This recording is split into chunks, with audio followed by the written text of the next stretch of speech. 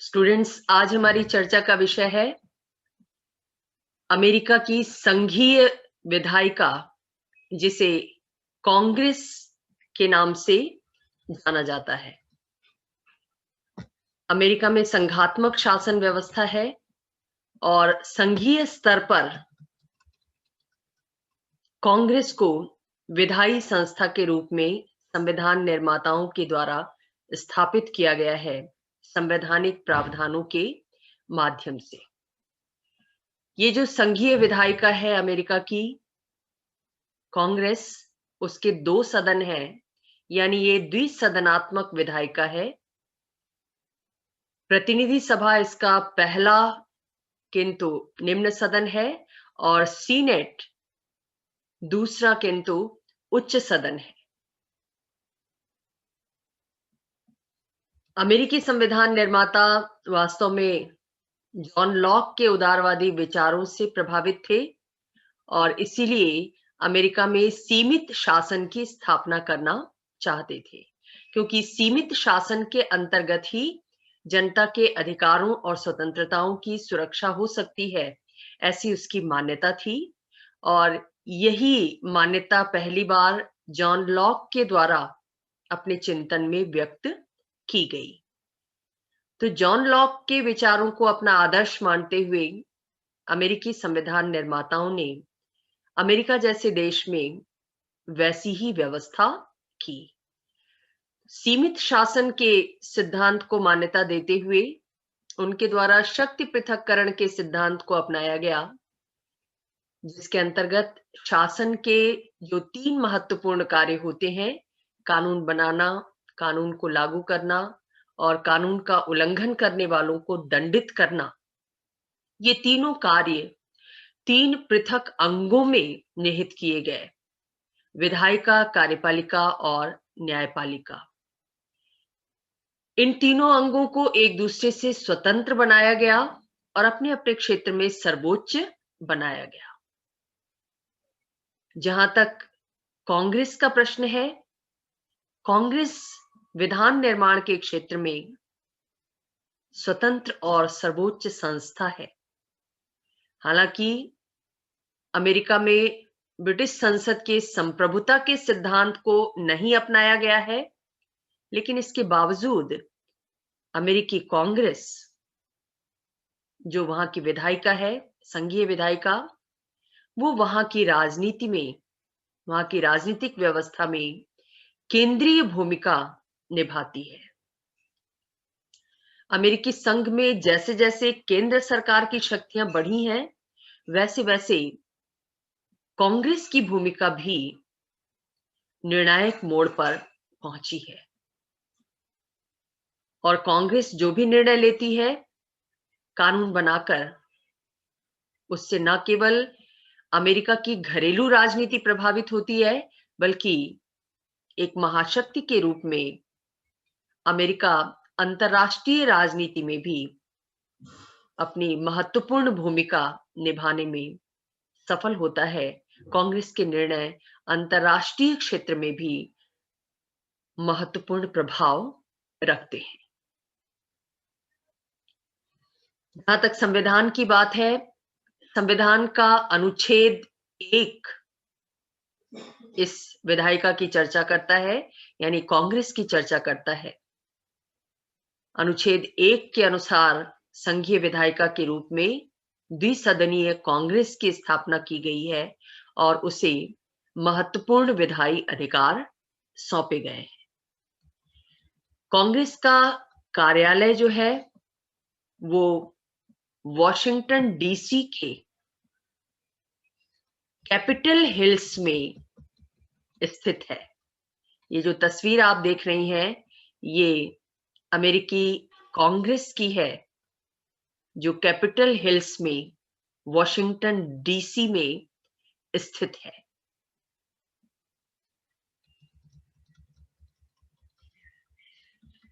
तो अब हम इसके दोनों सदनों के गठन और उनके अधिकारों के विषय में जानेंगे। सबसे पहले प्रतिनिधि सभा के विषय में जानते हैं। प्रतिनिधि सभा या हाउस ऑफ रिप्रेजेंटेटिव्स नाम से स्पष्ट है कि ये जनप्रतिनिधियों का सदन है। ये कांग्रेस का पहला सदन है और जनता के प्रतिनिधि यानी जनता द्वारा प्रत्यक्ष रूप से चुने हुए प्रतिनिधि यहाँ स्थान ग्रहण करते हैं। जनता की इच्छा प्रत्यक्ष रूप में इसी सदन में अभिव्यक्त होती है। 1913 में जब संविधान में 17वां संशोधन किया गया, उससे पहले तक केवल प्रतिनिधि सभा के सदस्यों का चुनाव ही जनता के द्वारा प्रत्यक्ष रूप से किया जाता था, इसलिए वो जनता की प्रतिनिधि संस्था मानी जाती थी। लेकिन आज स्थिति क्या है? 17वें संशोधन के बाद 1913 के बाद सीनेट, जो कि अमेरिकी कांग्रेस का दूसरा सदन है, उच्च सदन है, उसका चुनाव भी अब जनता के द्वारा प्रत्यक्ष रूप से किया जाने लगा है। पहले सीनेट के सदस्यों का चुनाव अप्रत्यक्ष रूप से राज्यों की विधानसभाओं के द्वारा, विधानमंडलों के द्वारा किया जाता था, लेकिन आजकल 17वें संशोधन के बाद से सीनेट भी वैसे ही प्रत्यक्ष ढंग से जनता के द्वारा चुनी जाती है जैसे प्रतिनिधि सभा के सदस्य चुने जाते हैं। लेकिन उससे पहले तक केवल प्रतिनिधि सभा ही जनता द्वारा प्रत्यक्ष रूप से चुनी जाती थी, इसलिए ऐसा माना जाता था कि जनता की इच्छा की वास्तविक अभिव्यक्ति प्रतिनिधि सभा में ही होती है। मुनरो ने लिखा भी है कि प्रतिनिधि सदन की स्थापना एक परिष्कृत ढंग के लोक सदन के रूप में की गई थी और राष्ट्रीय सरकार में जनता की राय का प्रत्यक्ष बिंब उपस्थित करना उसके स्थापना का उद्देश्य है। तो अब ये स्थिति परिवर्तित हो चुकी है, लेकिन संविधान निर्माताओं के मन में जो बात थी वो यही थी कि प्रतिनिधि सभा जनता की प्रतिनिधि संस्था है और इसी रूप में उसका विकास होना चाहिए। जहां तक प्रतिनिधि सभा के गठन का प्रश्न है, कैसे ये गठित होती है, कैसे इसका निर्माण होता है, कैसे ये अपने स्वरूप को प्राप्त करती है, तो गठन के संबंध में सबसे पहले जो बात आती है कि इसकी सदस्य संख्या क्या है और इसके सदस्य कैसे अपना पद ग्रहण करते हैं। तो प्रतिनिधि सभा की सदस्य संख्या राज्यों की जनसंख्या पर आधारित होती है। जनसंख्या के आधार पर राज्य अपने प्रतिनिधि चुनकर, राज्य की जनता अपने प्रतिनिधियों को चुनकर प्रतिनिधि संस्था में या प्रतिनिधि सभा में भेजती है। तो इसके गठन का आधार जनसंख्या है।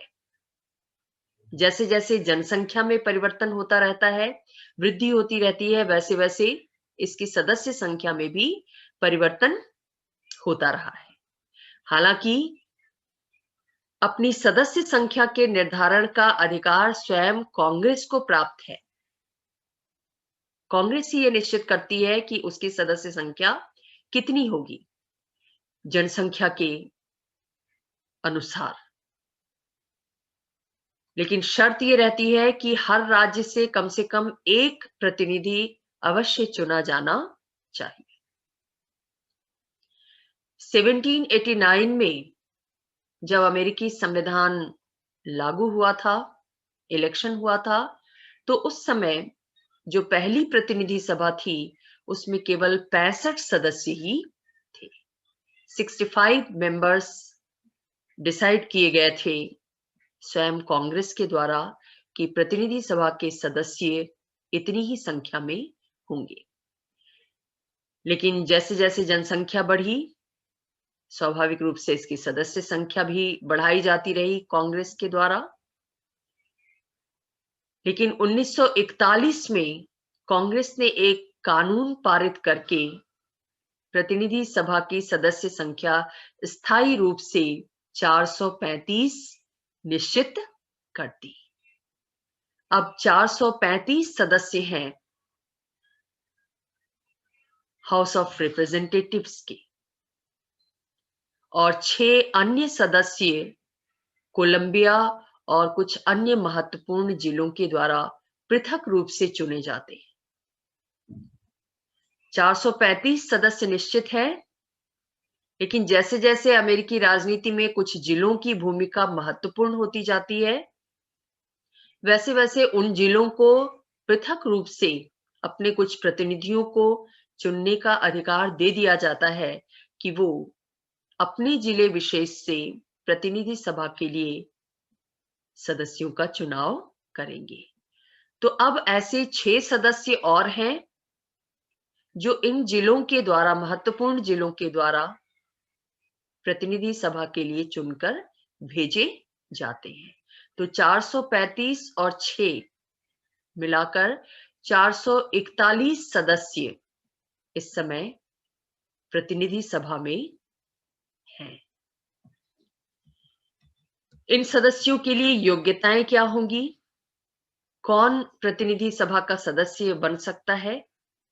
इस विषय में कुछ संवैधानिक प्रावधान है और कुछ बातें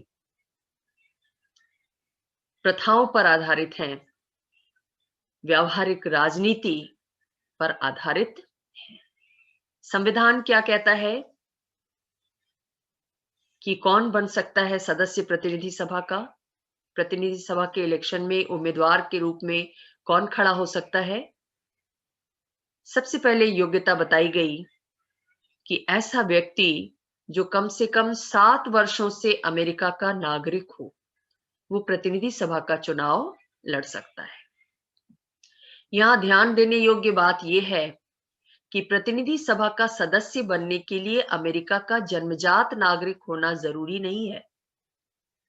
आप जानते हैं कि बहुत से दूसरे देशों के लोग भी अमेरिका में जाकर बसते हैं और वहां रहते रहते वो वहां की नागरिकता प्राप्त कर लेते हैं। तो ऐसे नागरिक भी प्रतिनिधि सभा का सदस्य बन सकते हैं, चुने जा सकते हैं। जन्मजात नागरिक होना जरूरी नहीं है। राष्ट्रपति बनने के लिए तो जन्मजात नागरिक होना जरूरी है, लेकिन प्रतिनिधि सभा का सदस्य बनने के लिए जन्मजात नागरिकता को अमेरिका में आवश्यक नहीं माना गया है। दूसरी योग्यता संविधान क्या निर्धारित करता है कि कैंडिडेट का कम से कम 25 वर्ष की उम्र का होना जरूरी है। 25 वर्ष से कम उम्र का व्यक्ति प्रतिनिधि सभा का चुनाव नहीं लड़ सकता। हमारे देश में भी लोकसभा का मेंबर बनने के लिए इतनी ही उम्र रखी गई है संविधान के द्वारा। लोकसभा का सदस्य 25 वर्ष की उम्र में ही कोई व्यक्ति बन सकता है, उससे कम उम्र में नहीं। इसके साथ साथ अमेरिकी संविधान ये भी निर्धारित करता है कि प्रतिनिधि सभा का सदस्य बनने के लिए उम्मीदवार को उस राज्य का नागरिक और निवासी होना चाहिए जहां की जनसंख्या का वो प्रतिनिधित्व करना चाहता है। 2 बातें हैं, राज्य का नागरिक होना और निवासी होना। अमेरिका में संघात्मक शासन व्यवस्था को अपनाया गया है, दोहरी सरकारों की स्थापना की गई है, इसलिए वहां पर दोहरी नागरिकता की व्यवस्था भी है। यानी एक नागरिक, अमेरिका का एक नागरिक एक साथ 2 तरह की नागरिकता को प्राप्त करता है। एक तो राष्ट्रीय नागरिकता, संयुक्त राज्य अमेरिका की नागरिकता, और दूसरे उस राज्य की नागरिकता जिस राज्य का वो निवासी है। अमेरिकी संघ में जो 50 राज्य हैं, इन 50 राज्यों में रहने वाले नागरिक पहले उस राज्य के नागरिक हैं जिस राज्य में वो निवास करते हैं, और फिर वो संयुक्त राज्य अमेरिका के नागरिक हैं। तो प्रतिनिधि सभा का सदस्य बनने के लिए क्या जरूरी है कि वो उम्मीदवार उस राज्य का नागरिक हो जिस राज्य से वो प्रतिनिधि सभा में चुनकर जाना चाहता है, साथ ही उस राज्य का निवासी होना भी उसके लिए जरूरी है। स्थानीयता का नियम वहां लागू होता है। किसी बाहरी राज्य का व्यक्ति किसी अन्य राज्य से इलेक्शन नहीं लड़ सकता। ये जस्ट अपोजिट है हमारे देश में जैसी व्यवस्था है। हमारे देश में कोई भी व्यक्ति कहीं भी रह रहा हो देश में, वो लोकसभा का चुनाव लड़ सकता है। उसके लिए उस राज्य का निवासी होना जरूरी नहीं है जहां से वो लोकसभा का प्रतिनिधि चुनकर जाना चाहता है। यही वजह है कि आप देखते हैं कि बहुत सारे लोकसभा के सदस्य उन निर्वाचन क्षेत्रों से चुने जाते हैं जिन निर्वाचन क्षेत्रों के वो निवासी नहीं है। आपने सुना होगा कि मनमोहन सिंह असम से चुनकर आए थे। आपके जो मौजूदा प्रधानमंत्री नरेंद्र मोदी हैं, ओरिजिनली गुजरात के निवासी हैं, लेकिन वो कहां से चुनकर आए हैं? उत्तर प्रदेश के वाराणसी शहर से चुनकर आए हैं। वहां का प्रतिनिधित्व वो करते हैं। लेकिन ऐसी व्यवस्था अमेरिका में नहीं है। अमेरिका में जो प्रथम सदन है संघीय विधायिका का, उसका सदस्य बनने के लिए उम्मीदवार को उसी राज्य का निवासी होना जरूरी है जिस राज्य का वो प्रतिनिधित्व करना चाहता है। हालांकि अमेरिका में भी कानूनी आधार पर ये बाध्यता नहीं है कि उसी राज्य का निवासी होना चाहिए। ये बात पूरी तरह प्रथा पर आधारित है, परंपरा पर आधारित है। वैधानिक दृष्टि से तो कोई व्यक्ति वहां भी बाहर से इलेक्शन लड़ सकता है, उस राज्य से इलेक्शन लड़ सकता है जहां का वो निवासी नहीं है।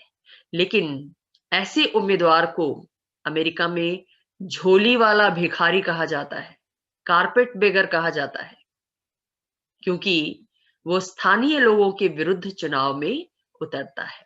इसलिए उनके क्रोध का भाजन बनता है, लोग उसे पसंद नहीं करते। स्थानीयता के नियम के पीछे धारणा ये है कि जिस क्षेत्र में व्यक्ति रहता है उस क्षेत्र की समस्याओं से वो परिचित होगा, उस क्षेत्र के लोगों से वो परिचित होगा, उस क्षेत्र से संपर्क स्थापित करना उसके लिए ज्यादा सुविधाजनक होगा। इसलिए स्थानीयता के नियम का पालन किया जाता है परंपरागत रूप में, लेकिन कोई कानूनी बाध्यता नहीं है।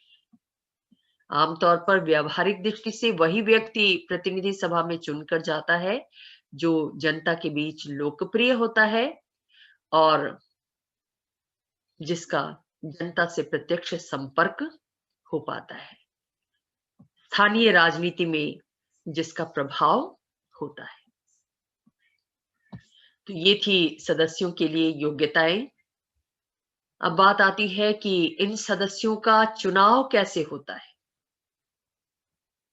जनता इन्हें चुनकर भेजती है, संबंधित राज्य के मतदाता उन्हें चुनकर भेजते हैं, लेकिन उनके चुनाव की विधि का निर्धारण करने का अधिकार स्वयं कांग्रेस को प्राप्त है।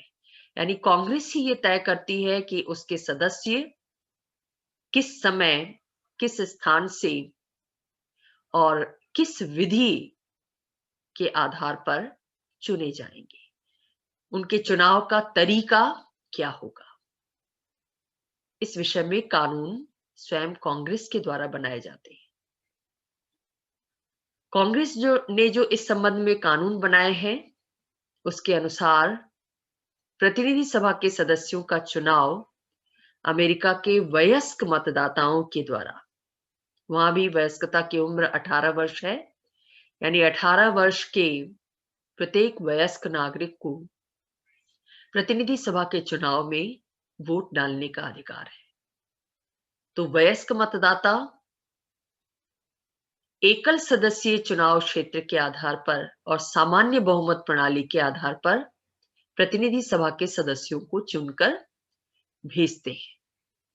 एकल सदस्यीय चुनाव क्षेत्र का मतलब होता है कि एक निर्वाचन क्षेत्र से एक ही प्रतिनिधि चुनकर भेजा जाता है। इसके अपोजिट होती है बहुल सदस्यीय चुनाव क्षेत्र, जहां पर एक निर्वाचन क्षेत्र से एक से अधिक प्रत्याशी चुनकर जाते हैं। लेकिन प्रतिनिधि सभा का चुनाव एकल सदस्यीय निर्वाचन क्षेत्र के आधार पर होता है और एक उम्मीदवार तभी विजयी माना जाता है जब उसे उस निर्वाचन क्षेत्र के मतदाताओं का बहुमत प्राप्त होता है। चुनाव जीतने के लिए बहुसंख्या में वोट प्राप्त करना जरूरी होता है। अमेरिका में निर्वाचन क्षेत्रों को निर्वाचन जिला कहा जाता है। चुनाव क्षेत्र ना कह के वहां पर क्या कहते हैं? निर्वाचन जिला। प्रत्येक जनगणना के बाद कांग्रेस प्रत्येक राज्य के लिए प्रतिनिधियों की संख्या निश्चित कर देती है कि किस राज्य से कितने प्रतिनिधि सभा में चुनकर जाएंगे, और राज्यों को इस बात की स्वतंत्रता होती है कि वे जैसे भी चाहें जिलों का सीमांकन कर दें। व्यवहार में हम क्या देखते हैं कि वहां पर जिलों का सीमांकन करते समय दलगत स्वार्थ हावी हो जाते हैं, दलगत राजनीति हावी हो जाती है। जो दल सत्तारूढ़ होता है, जिस दल के पास उस राज्य में सत्ता होती है, सरकार होती है जिस दल की, वो जिलों का निर्धारण इस तरीके से करता है कि उसके ज्यादा से ज्यादा समर्थक विभिन्न जिलों में फैल जाए, इस तरह से फैल जाए ताकि चुनाव में उनके लिए विजय आसान हो जाए। जबकि विपक्षी दलों के लिए वो क्या कोशिश करते हैं कि विपक्षी दल के समर्थक कुछ जिलों तक ही सिमट जाएं ताकि कुछ जिलों में ही उन्हें सीटें प्राप्त हों, उनके प्रतिनिधि ज्यादा संख्या में चुनकर प्रतिनिधि सभा में न पहुंच सके। इसके लिए सत्ताधारी दल पूरा प्रयास करता है। ये एक बुराई है और इस बुराई को गैरीमैंडरिंग कहते हैं अमेरिका में। सत्ताधारी दल इस बात में प्रयत्नशील रहता है कि कैसे ज्यादा से ज्यादा सदस्य प्रतिनिधि सभा में उसके अपने दल के चुनकर जाएं, विपक्षी दलों को कम से कम सीटें प्राप्त हो सके। इसलिए जिलों का निर्धारण, जिलों का जब सीमांकन वो करते हैं तो इस बात का ध्यान जरूर रखते हैं। तो ये कोई अच्छी परंपरा नहीं है, ये स्वार्थपूर्ण परंपरा है, ये एक बुराई है और ये बुराई परंपरागत रूप में चली आ रही है। जो भी सत्ताधारी दल होता है, चाहे वो डेमोक्रेटिक पार्टी हो या रिपब्लिकन पार्टी हो, वो इस परंपरा के अनुसार जिलों का सीमांकन करती है। जहां तक प्रतिनिधि सभा के कार्यकाल की बात है, संविधान ने उसका कार्यकाल 2 वर्ष निर्धारित किया है। अध्यक्षात्मक शासन व्यवस्था होने के नाते संघीय विधायिका का पहला सदन एक फिक्स्ड अवधि, निश्चित अवधि के लिए चुना जाता है। संसदीय व्यवस्था में संसद का जो पहला सदन होता है वो समय से पहले भंग किया जा सकता है प्रधानमंत्री की सलाह पर राष्ट्रपति के द्वारा, या ब्रिटेन जैसे देश में प्रधानमंत्री की सलाह पर साम्राज्ञी के द्वारा। लेकिन अमेरिका में ऐसा नहीं है। 2 वर्ष से पहले ना तो इसे भंग किया जा सकता है और ना ही इसका कार्यकाल बढ़ाया जा सकता है। 2 वर्ष ही इसका कार्यकाल रखने के पीछे संविधान निर्माताओं की मान्यता क्या थी? ये मान्यता थी कि 2 वर्ष का कार्यकाल होने पर इसके जो सदस्य हैं, वो अपने निर्वाचन क्षेत्र की जनता से निकट संपर्क बनाए रख सकेंगे और सच्चे अर्थों में एक प्रतिनिधि सरकार की स्थापना हो सकेगी। अगर कार्यकाल लंबा होता है तो क्या होता है? चुन लिए जाने के बाद प्रतिनिधि जनता से कट जाते हैं, जनता से उनका कोई संपर्क नहीं रहता और जब चुनावी वर्ष आने वाला होता है, तब वो धीरे-धीरे करके जनता से संपर्क साधना शुरू करते हैं। ये स्थिति जनतंत्र के लिए अच्छी नहीं मानी जाती और इसी स्थिति को दूर करने के लिए अमेरिकी संविधान निर्माताओं ने प्रतिनिधि सदन का कार्यकाल 2 वर्ष ही रखा है।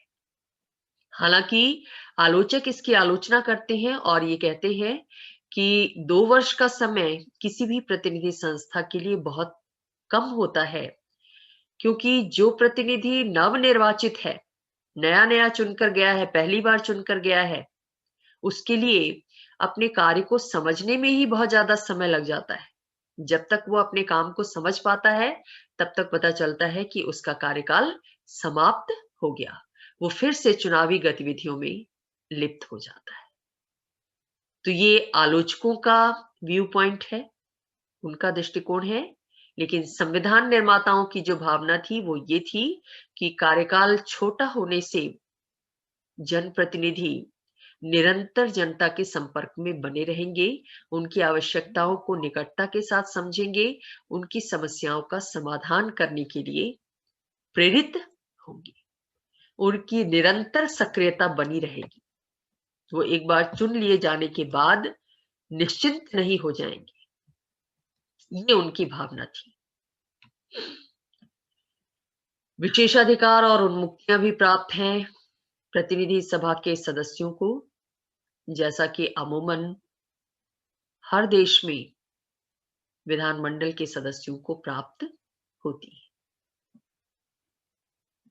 प्रतिनिधि सभा के सदस्य भाषण की पूरी स्वतंत्रता रखते हैं और उनके द्वारा सदन में दिए गए भाषण के लिए उन्हें कारावास दंड नहीं दिया जा सकता और न ही उन्हें इस आधार पर बंदी बनाया जा सकता है। दूसरा विशेषाधिकार उनका यह है कि उन्हें किसी भी मामले में गवाही देने के लिए विवश नहीं किया जा सकता। साथ ही सदन के सदस्यों को अनुशासित रखने का अधिकार स्वयं सदन को प्राप्त है। ये सदन का विशेषाधिकार है और इस विशेषाधिकार का प्रयोग अध्यक्ष के द्वारा किया जाता है। वही सदन में व्यवस्था और अनुशासन बनाए रखने के लिए उत्तरदायी है, इसलिए वो सदस्यों को निर्देशित कर सकता है और सदन द्वारा किसी सदस्य के विरुद्ध नियुक्त समिति की जांच के आधार पर उस सदस्य को दंडित भी किया जा सकता है। तो ये विशेषाधिकार और उन्मुक्तियां हैं प्रतिनिधि सभा के सदस्यों को जो प्राप्त हैं। अब प्रतिनिधि सदन का जो सत्र होता है, अधिवेशन होता है, वो संविधान के 20वें संशोधन के अनुसार हर वर्ष 3 जनवरी को शुरू होता है। एक वर्ष में अमूमन एक ही सत्र होता है जो लगभग 6 महीने तक चलता है। हालांकि राष्ट्रपति जरूरत पड़ने पर विशेष अधिवेशन भी बुला सकता है। इसकी गणपूर्ति क्या है? बहुमत के सदस्यों की उपस्थिति, यानी सदन की कार्यवाही तभी प्रारंभ हो सकती है, तभी वो वैध मानी जाती है जब आधे से अधिक सदस्य 50% से ज्यादा उपस्थिति सदन के सदस्यों की हो। प्रतिनिधि सभा की अध्यक्षता एक अध्यक्ष के द्वारा की जाती है, जिस अध्यक्ष का चुनाव स्वयं सदन के सदस्यों के द्वारा अपने में से ही किया जाता है। आमतौर पर जिस दल को सदन में बहुमत प्राप्त होता है, उस दल का ही सदस्य अध्यक्ष के रूप में चुना जाता है सदन के द्वारा, क्योंकि ये चुनाव बहुमत के आधार पर होता है।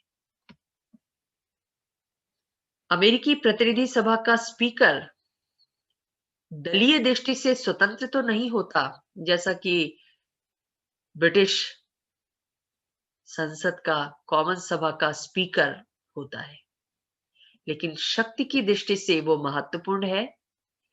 और अमेरिका की संवैधानिक व्यवस्था में जो महत्वपूर्ण शक्तिशाली पद हैं, राष्ट्रपति और उपराष्ट्रपति, उसके बाद स्पीकर का ही स्थान होता है। यानी किसी वजह से अगर राष्ट्रपति और उपराष्ट्रपति दोनों का पद रिक्त हो जाता है, तो ऐसी स्थिति में राष्ट्रपति पद के दायित्वों का निर्वहन स्पीकर के द्वारा किया जाता है, प्रतिनिधि सभा के स्पीकर के द्वारा किया जाता है। वैसे सदन की पूरी कार्यवाही के संचालन का अधिकार स्पीकर का ही होता है और सदन में अनुशासन व्यवस्था बनाए रखने का दायित्व भी उसी का होता है। चूंकि अध्यक्षात्मक व्यवस्था में सदन का नेतृत्व कानून निर्माण के क्षेत्र में कार्यपालिका के द्वारा नहीं किया जाता, जैसा कि संसदीय व्यवस्था में किया जाता है कि प्रधानमंत्री और मंत्रिमंडल ही सदन का नेतृत्व करते हैं, कानून बनाने के क्षेत्र में उसका मार्गदर्शन करते हैं। लेकिन चूंकि अमेरिका में शक्ति पृथक्करण की व्यवस्था है, अध्यक्षात्मक लोकतंत्र है, शासन के तीनों अंग एक दूसरे से स्वतंत्र हैं, कोई दूसरे के मामले में हस्तक्षेप नहीं करता। ऐसी स्थिति में कानून बनाने के क्षेत्र में सदन का नेतृत्व अध्यक्ष के द्वारा किया जाता है। वही सदन द्वारा पारित विधेयकों पर हस्ताक्षर करता है। उसके हस्ताक्षर के बाद ही विधेयक दूसरे सदन में जाता है। प्रतिनिधि सभा के विषय में एक महत्वपूर्ण बात यह है कि ये सभा विभिन्न स्थायी और अस्थायी समितियों के माध्यम से कार्य करती है। समितियां तो संसदीय व्यवस्था में भी पाई जाती हैं, लेकिन अमेरिका में ये समितियां इसलिए महत्वपूर्ण हो जाती हैं क्योंकि कानून बनाने के क्षेत्र में कार्यपालिका का मार्गदर्शन नहीं मिल पाता इस सदन को, तो अध्यक्ष इन समितियों का सहयोग लेते हुए कानून निर्माण की कार्यवाही को प्रारंभ करवाता है और उसे गति प्रदान करता है। तो ये इस तरीके से होता है प्रतिनिधि सभा का गठन, जो अमेरिकी कांग्रेस का पहला किंतु निम्न सदन है।